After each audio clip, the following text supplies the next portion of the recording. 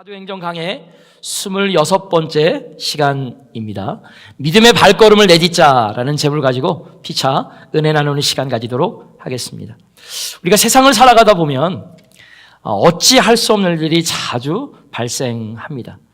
우리 지난 주간에도 케냐의 나이로비에서 테러가 발생해서 많은 사람들이 인명피해를 당하고 도시 전체가 암울하고 아비규환에 처했던 상황을 CNN 뉴스를 통해서 접하게 되었습니다. 제가 CNN 뉴스 앵커의 메시지를 좀 들어보니까 배후에 이슬람 세력 지도자들이 이제 연관돼 있다라는 이야기들을 들었습니다. 여러분, 이와 같이 우리가 아무리 열심히 살아고는 하지만 예고 없이 찾아오는 이 테러와 이러한 잘못된 일들에 대해서는 우리가 어떻게 대비를 할 수가 없는 것입니다. 예컨대 예고 없이 갑작스럽게 찾아온 질병, 우리가 어떻게 핸들할 수 없지 않습니까? 내가 앞으로 더욱더 열심히 노력하면 하고 있는 사업에서 큰 성공을 하겠다 생각을 하지만, 노력은 하지만 갑작스럽게 불경기가 찾아온다면 우리의 노력만으로 그것이 쉽지 않다라는 것을 모두가 다 공감할 것입니다. 다음 슬라이드 보여주시겠어요? 요즘에 한국에서 입시 코디네이터라고 하는 최상류층 자녀들에게 인류대학에 진학시키려는 전문 컨설턴트 직업, 이 스카이캐슬이라고 하는 JTBC 드라마를 통해서 알려지게 되었습니다. 아무리 열심히 가르치려고 하지만 내 마음대로 안 되는 자녀의 마음과 미래, 그래서 이런 전문 입시 코디네이터가 한국의 최상류 엘리트층과 재벌가에서 고용되어진다라고 합니다. 1인당 한 1억에서 한 2억 정도 연봉을 줘야 된다고 합니다. 그래서 입시 코디네이터가 가르치는 사람이 2명 내지 3명이라고 합니다. 장난 아니죠. 근데 그럼에도 불구하고 왜 그렇습니까? 자기의 자녀 계획을 하려고 하는 것입니다. 과연 돈으로 자녀들의 미래를 계획할 수 있을까요? 그것도 아닌 것 같아요. 작년에 6월 달에 총회에서 어떤 목사님이 조크를 하셨습니다. 진담 아닌 조크를 하셨는데, 송구영신 예배를 드리면 저희는 이제 그렇게 하지 않았지만 보통 대부분의 성도님들이 우르르르 이렇게 줄을 서가지고 목사님에게 안수기도 받으려고 이제 저희들을 위해서 머리에 손 얹고 기도해 주세요. 저희 자녀들을 위해서 손 얹고 기도해 주세요. 그래서 온 교인이 아마 다 모였던 것 같아요. 그래서 다 기도하는 중에 이제 얼마 되지 않은 그 성도님이 왔던 것 같아요. 근데 성도님이 아기를 안고 왔거든요. 근데 아기가 이제 몇 살밖에 안 됐는데 이름이 예하더랍니다. 예하. 그래가지고 목사님이 예하라고요? 이름이 참 좋네요. 어떻게 기도해 드릴까요? 그러니까 이 예하가 또 하나님의 지혜와 또 총명으로 충만하게, 그리고 기도해 주세요. 딱 그랬답니다. 근데 기도하기 전에 예하라고 하는 이름을 딱 보니까 목사님이 센스에 예수님 하나님처럼 되기, 뭐 그런 느낌이 딱 들어가지고 이름이 너무 좋네요. 어떻게 예하라고 졌습니까? 예수님 하나님 합쳐가지고 예하라고 졌습니까? 그러니까 주저하지 않고 그냥 갑작스럽게 그냥 본심을 딱 얘기를 했는데 뭐라고 얘기했는지 아십니까? 예일대 하버드 준말이랍니다. 예하. 근데 맞대요, 정말로. 그것이 이제 진담으로 얘기를 했다라는 거예요. 그래서 이걸 웃을 수도 없고 아니면 뭐라고 찐따줄 수도 없고, 그래가지고 아무튼 열심으로 그냥 손으로 꽉꽉 눌러가지고 축복 기도를 해줬다는 말씀을 딱 들었는데, 우리 한국 사람들 특별히 자녀들에게 거는 기대가 많이 있잖아요. 그런데 입시 코디네이터 같이 돈으로 그렇게 하면은 자녀들 미래 계획할 수 있습니까? 안 돼요. 자기가 계획하지만 뜻대로 거 하나도 없어요. 이것도 아닌 것 같아요. 근데 영적으로도 마찬가지인 것 같아요. 우리가 나름대로 열심히 하나님께 헌신하면서 작정하면서 신앙생활 한다라고는 하지만 내 뜻대로 되지 않은 일들을 통해서 우리는 하루에 수십 번, 아니 수백 번씩 하나님께 원망을 하곤 하지 않습니까? 이렇게 어렵고 힘든 인생살이를 과연 어떻게 하나님의 뜻대로 믿음의 길을 걸어가느냐, 이것이야말로 이 자리에 계신 모든 분들의 고민거리이자 기도 제목이라고 생각되어집니다.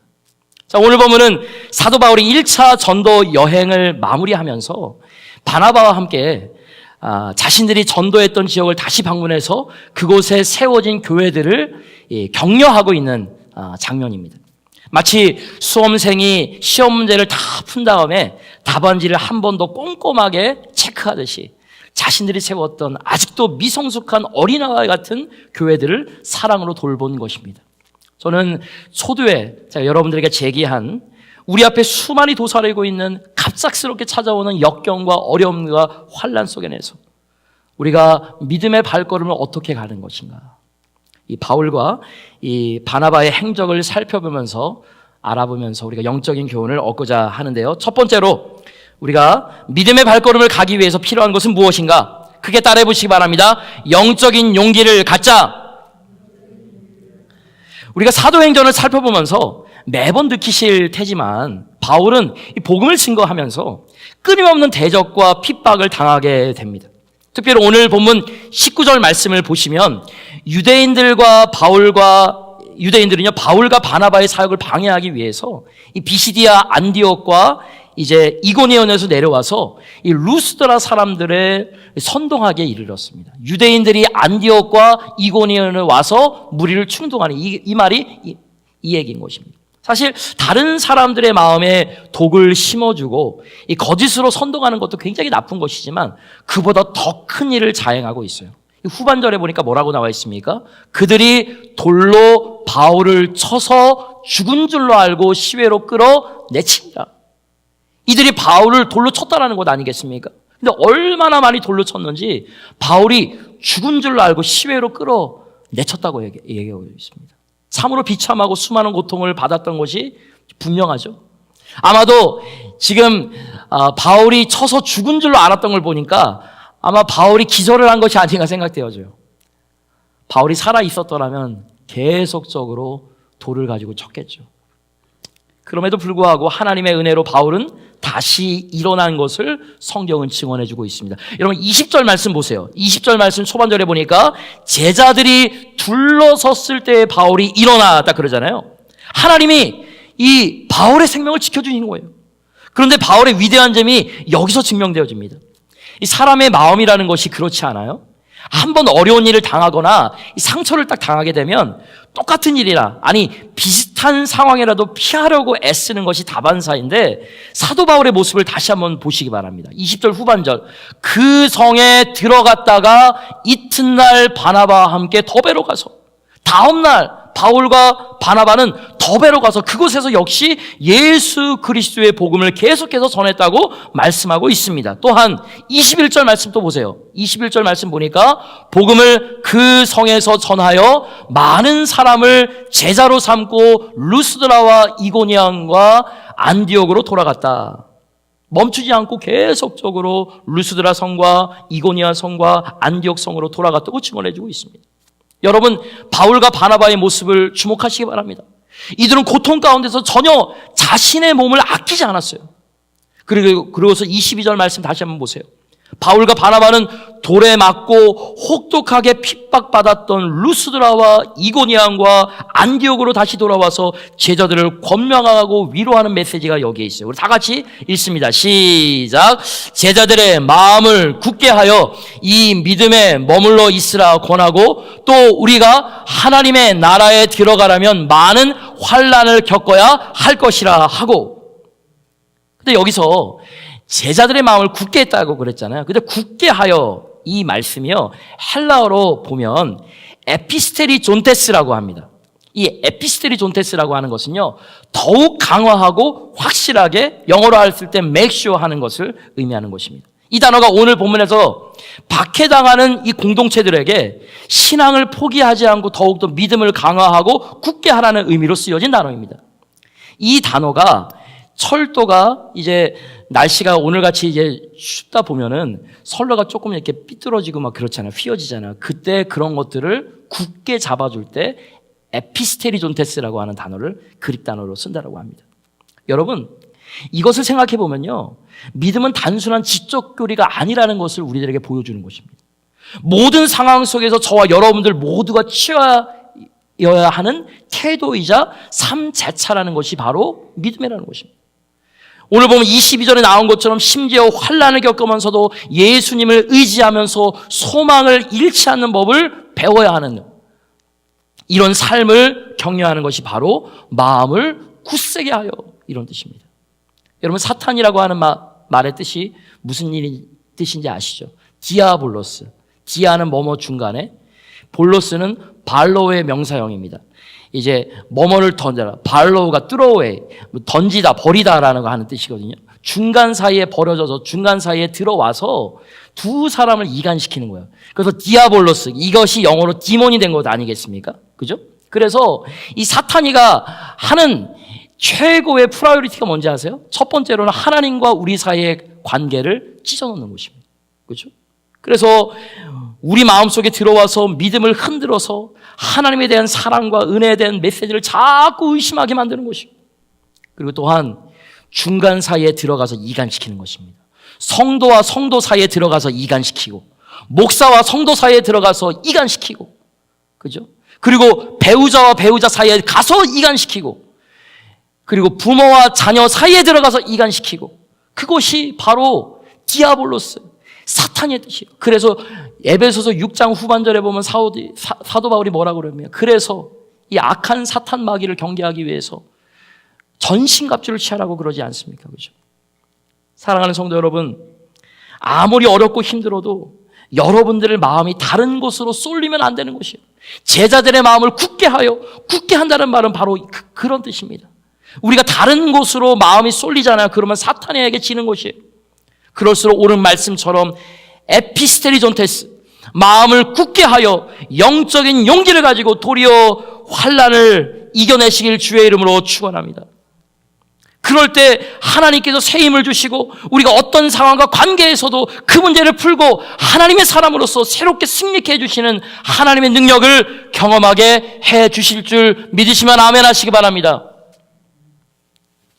아들러가 쓴 미움받을 용기라고 하는 그런 책이 있습니다.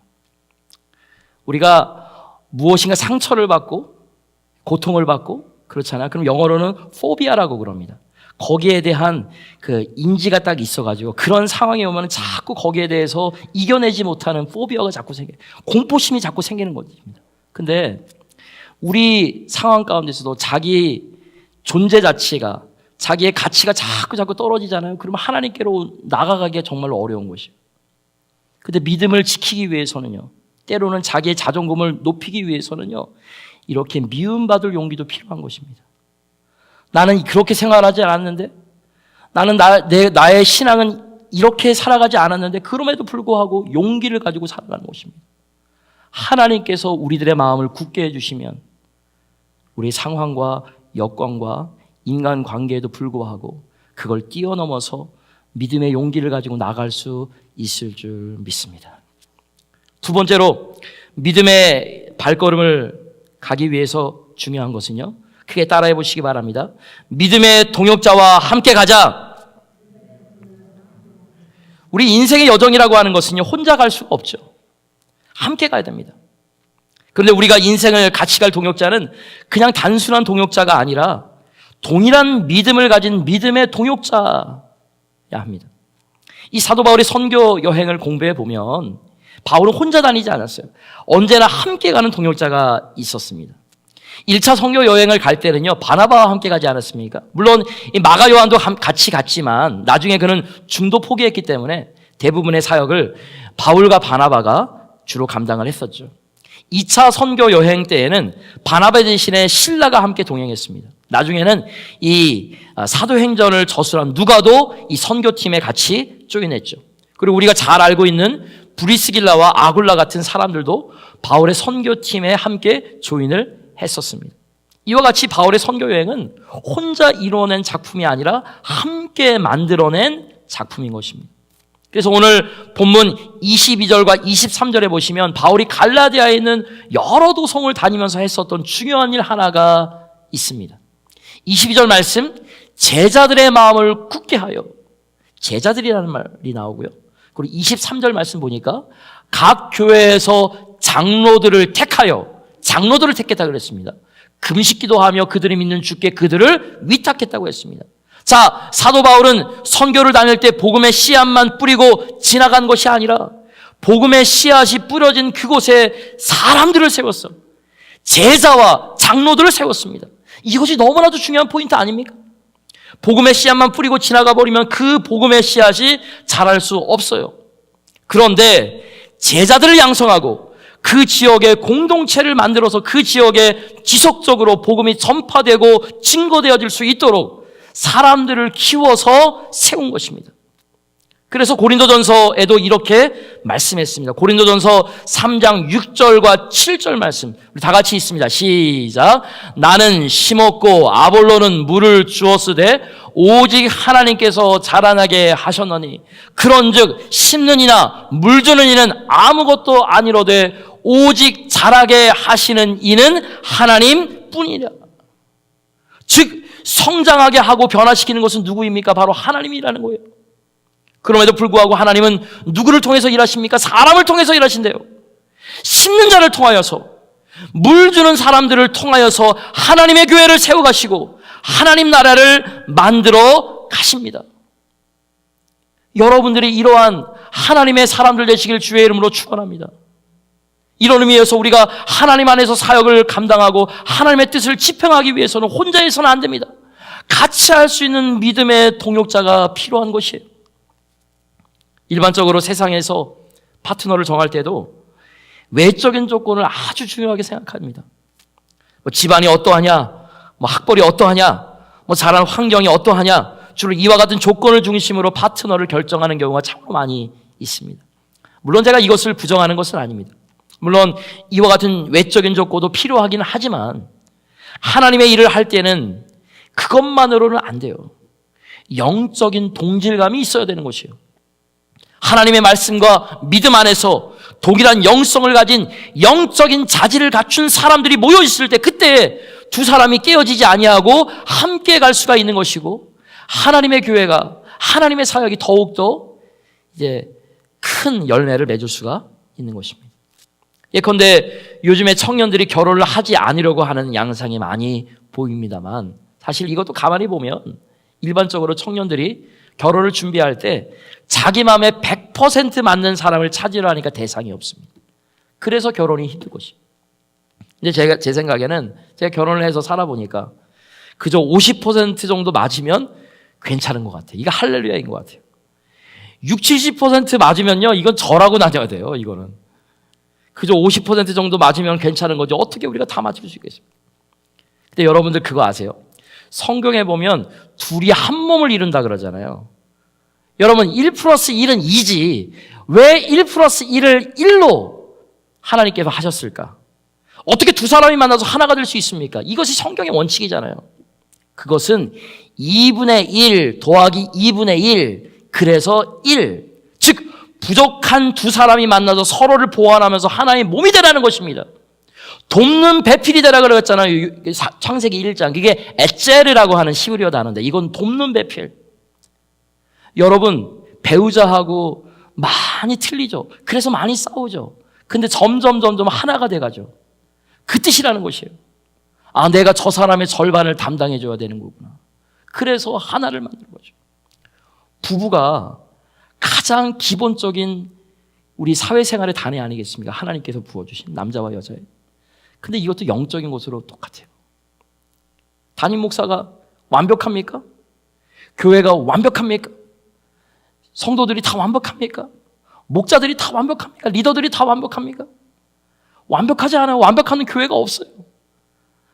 혹자가 이런 이야기를 하더라고요. 완벽한 교회를 찾다라면 본인 때문에 완벽한 교회가 깨질 수가 있습니다라고 얘기를 하더라고요. 완벽한 교회는 없어요. 근데요, 영적으로 맞춰지기 위해서 노력은 해야 됩니다. 왜 그런지 아세요? 영적으로 맞지 아니하면 이것은 심각한 것이에요. 즉 영적으로 맞는다라는 것은 방향성을 얘기하는 것입니다. 하나님과 동일한 방향성을 가지지 아니하면 이건 심각한 것입니다.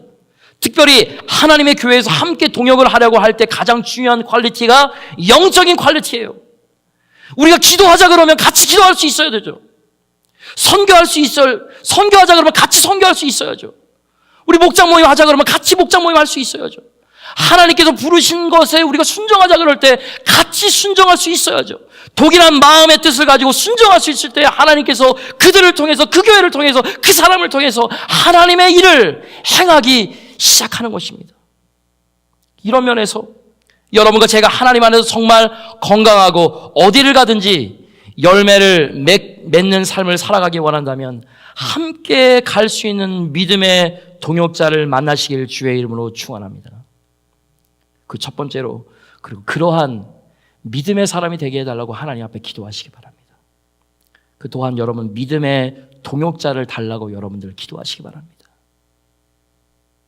여러분들 자녀를 위해서 1순위로 기도해야 될 거, 아까 스카이캐슬에 나와 있는 것처럼 입시 코디네이터, 돈으로 자녀 계획할 생각하지 마시고 기도하세요. 어떤 걸? 영적인 동역자, 영적인 멘토, 영적인 스승 만나게. 그럼 여러분들의 인생이 풀리는 것입니다. 다른 것들은 아무것도 없어요. 좋은 동역자를 만날 때 저와 여러분들의 인생은 배가 될 수가 있고 훨씬 더 위대한 하나님의 뜻을 감당할 수 있을 줄 믿으시기 바랍니다. 마지막으로 우리 하나님께서 원하시는 믿음의 길을 걸어가기 위해서 중요한 것 한 가지 크게 따라해 보시기 바랍니다. 하나님의 은혜를 간구하라. 즉 하나님의 은혜가 없이는 우리는 결단코 하나님이 우리에게 주신 이 믿음의 여정을 끝까지 잘 감당해낼 수가 없습니다. 여러분 26절을 다시 보시기 바랍니다. 26절을 보시면 중간에 안디옥이라고 하는 단어가 나오잖아요. 근데 우리가 사도행전을 읽다 보면, 아니 공부하다 보면 이 안디옥이라고 하는 이름 때문에 좀 혼돈스러울 때가 많습니다. 똑같은 이름이 두 군데 있기 때문에 그래요. 앞쪽에 나와 있는 안디옥은 비시디아 안디옥이고요. 이것은 이제 갈라디아 지경에 있는 안디옥이고요. 오늘 본문 그 26절에 나온 안디옥은 처음 선교를 감당했던 수리아 안디옥, 즉 시리아에 있는 안디옥을 말하는 것입니다. 여러분 일반적으로 선교라고 하는 것은 이 파송된 교회에서 시작해서 선교를 마치면 떠났던 그곳에 가서 다시 보고함으로 선교가 마치지 않습니까? 이것이 성경에서 보여주는 선교의 패턴이에요. 그래서 안디옥에서 출발했던 바울과 바나바가 약 한 1년 반에 걸친 선교 여행을 다 마친 후에 다시 그들을 파송했던 교회에 돌아와서 선교 보고를 지금 한 것입니다. 자, 이 과정에서 이 안디옥을 사도 바울이 어떻게 묘사하고 있는지 우리 26절 다 같이 있습니다. 시작. 거기서 배 타고 안디옥에 이르니 이곳은 두 사도가 이룬 그 일을 위하여 전에 하나님의 은혜에 부탁하던 곳이라. 이것을 제가 좀 풀이해 보면 이렇습니다. 이제 안디옥 교회가 최초로 선교사 두 사람을 파송하는데, 아시는 대로 선교사는 많은 군사를 가지고 가는 것도 아니고 엄청난 재력을 가지고 가는 것도 아니에요. 한 번도 가지 않았던 새로운 길, 이제 이방 선교를 떠났다가 처음 가는 그곳에서 무슨 일을 당할지, 어떤 일을 당할지 모르는데 이 선교사들이 처음으로 파송되어서 나갔습니다. 그때 이 안디옥 교회가 이 두 사람의 선교사를 누구에게 부탁하면 가장 안전할까? 바로 오늘 본문에 나와 있듯이 하나님의 은혜에 부탁한 것입니다. 이런 뜻이에요. 오늘 여러분과 저의 인생도 마찬가지 아닐까요? 우리가 인생의 길을 내딛지만 우리 앞에 어떤 사건이 벌어질지, 어떠한 일이 일어날지 아무도 몰라요. 이와 같이 인생의 길을 걷는 여러분과 저에게 필요한 것은 무엇이냐? 하나님의 은혜에 저와 여러분들의 삶을 맡기는 것입니다. 하나님의 은혜에 우리들의 삶을 부탁할 때 비로소 하나님의 역사가 우리에게 일어나는 것입니다. 사도 바울의 케이스가 바로 이 케이스입니다. 사도 바울이 가는 곳곳마다 복음의 문을 열었던 이유가 무엇인지 아십니까? 바울이 가는 곳곳마다 기적과 표적이 일어났던 이유가 무엇인지 아십니까? 바울이 잘나서가 아니라 하나님이 은혜를 베풀어 주셔서 그렇습니다. 사도 바울이 그토록 많은 위기와 도전을 받아서도 돌에 맞게 죽게 된 지경에서도 생명을 건지게 된 것은 무엇 때문인지 아십니까? 바로 하나님께서 은혜를 베풀어 주셨기 때문에 그런 것입니다. 그래서 사도 바울이 후일 고린도전서 15장에서 그가 고백한 것이 무엇입니까? 고린도전서 15장 10절 말씀 다 같이 있습니다. 시작.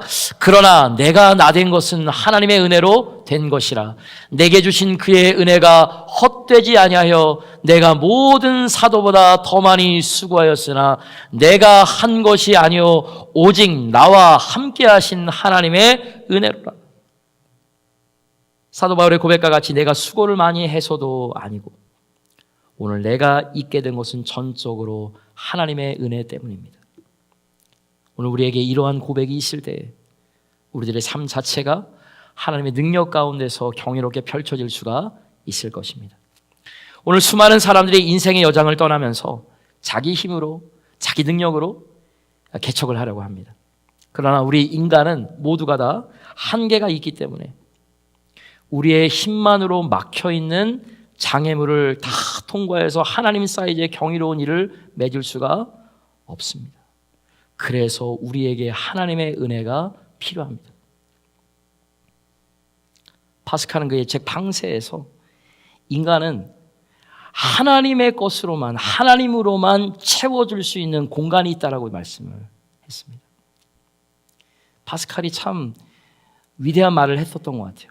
여러분 생각해 보세요. 아무리 그래도 전혀 채워지지 않는 공간이 있어요. 그 공간은 하나님의 은혜로만 채워야 되는 공간인 줄 믿으시기 바랍니다. 그렇다면 은혜를 따라 사는 사람은 어떤 사람입니까? 겸손한 사람이에요. 여러분, 하나님은 교만한 자에게 은혜를 베풀지 못합니다. 하나님의 은혜를 받기 가장 어려운 사람이 누구인지 아십니까? 바로 자기의 의로 충만한 사람. 자기만 항상 옳다 그래요. 자기만 늘 심판자인 사람은 어떤 말이든지 자신에게 먹히지 않습니다. 들어오지 않습니다. 그래서 자신의 의가 가장 위험한 독소 중에 하나예요. 뿐만 아니라 참으로 은혜 가운데 거하는 사람은 자랑이 없어요. 수많은 업적을 이루었지만 내가 한 것이 아니라 하나님을 자랑합니다. 무엇보다도 은혜 안에 사는 자는요, 기도하며 모든 것을 하나님께 맡기면서 사는 사람들입니다. 내가 내 힘으로 인생을 살아가면 지쳐서 쓰러지지만 하나님의 은혜를 신뢰하고 하나님의 은혜의 품 안에서 자라가는 사람들은 그래서 비록 인생에 고난이 오고 막힘이 있어도 결코 포기하지 않을 수가 있는 것입니다. 19세기 영국의 복음 전도자 중에서 헨리 무어 하우스라고 하는 유명한 목사님이 계셨습니다. 이분이 영국 곳곳을 다니면서 열심히 복음을 전하시고 많은 사역을 감당하셨던 분이신데 한 번은 어떤 일 때문인지 너무나도 지치게 된 상황이 왔습니다. 사역의 길은 자꾸 막히고 마음은 짓눌러지는데 자꾸 자신은 무능력하다고 느껴지게 된 것입니다. 아마도 우울증에 의한 스피리추얼 디프레션, 영적 침체에 빠졌던 것 같습니다. 얼마나 상황이 심각했냐면 이러한 이유 때문에 그의 사역까지 거의 접으려고 할 때였는데 그때 하나님이 이 무어 하우스에게 재미있는 경험 하나를 주셔서 다시금 새 힘을 주셔서 이 사역을 감당하게 해주셨다고 합니다. 하루는 이 목사님이 집에 들어오셨는데 자신의 어린 딸 아이가 자신을 기다리고 있었답니다. 근데 그 딸 아이가 지체장애자였어요. 자기 혼자서 움직일 수 없기 때문에 휠체어를 타고 다니던 지체장애자였습니다. 이 무어하우스 목사님이 집에 돌아와서 2층에 있는 자신의 아내에게 소폭 꾸러미를 전달해 주려고 계단을 올라가려고 하는데 그 딸아이가 뜻밖의 이야기를 하는 것입니다. 아빠, 내가 엄마에게 그것을 갖다 주면 안 될까요? 이렇게 물어보는 것이에요. 목사님이 이제는 안 되겠다. 이 아이의 처지를 확실하게 알려줘야 되겠다. 그러면서 좀 안쓰러운 표정으로 딸을 보면서 이렇게 얘기했다고 합니다. 내가 너의 마음을 잘 알겠다만 내가 그 몸으로 어떻게 2층까지 올라갈 수가 있겠니? 내 자신도 주체하지 못하는 그 장애자의 몸을 가지고 어떻게 2층까지 올라가서 소폭 꾸러미를 엄마한테 줄 수가 있겠니? 근데 그 딸아이가 방긋 웃으면서 이렇게 이야기를 했다라고 합니다. 아빠, 잘 알아요. 제가 불구자인 걸 저도 잘 알아요. 그러나 그 꾸러미를 저에게 주시면 제가 그것을 안고 그 다음에 아빠가 저를 안고 2층으로 갈 수 있잖아요. 근데 이 간단한 말인데 이 말을 듣는 순간 번개같이 깨달아지는 진리가 이 헨리 무어 목사님에게 있었습니다. 아, 그렇구나. 내 자신이 무능력하다고 모든 것을 포기하는 것이 아니라, 내가 지쳤다고 내가 모든 것을 그만두는 것이 아니라 하나님이 나를 안고 가시면 어디든지 올라갈 수 있구나, 어디든지 비상할 수 있구나. 이 한 가지 사실이 그에게 전환점이 되어서 다시 하나님의 사역을 감당했다라고 하는 아름다운 일화가 있습니다. 사랑하는 성도 여러분, 우리 모두는 다 무능력한 존재들입니다. 우리들에게는 다 한계가 있습니다. 내가 아무리 열심히 하고 싶지만 나의 열심만으로는 하나님의 뜻이 이루어질 수가 없습니다. 수많은 장애들 한두 가지가 아니라 겹겹으로 계속 찾아오는 장애물을 우리 힘으로 감당할 수 없습니다. 그러나 나는 미련하고 나는 연약할지라도 하나님께서 나를 안고 가시면 우리는 바다 끝까지라도 갈 수 있습니다. 아무리 파도가 치고 아무리 풍랑이 높이 일어나도 하나님께서 나를 품에 안으시고 하늘을 향하여 나르시게 되면 우리는 저 높은 창공을 향해서 마음껏 날아갈 수 있을 줄 믿습니다. 그러므로 우리들에게 필요한 것은 무엇입니까? 나의 능력이 아니라 하나님의 능력임을 믿으시기 바랍니다.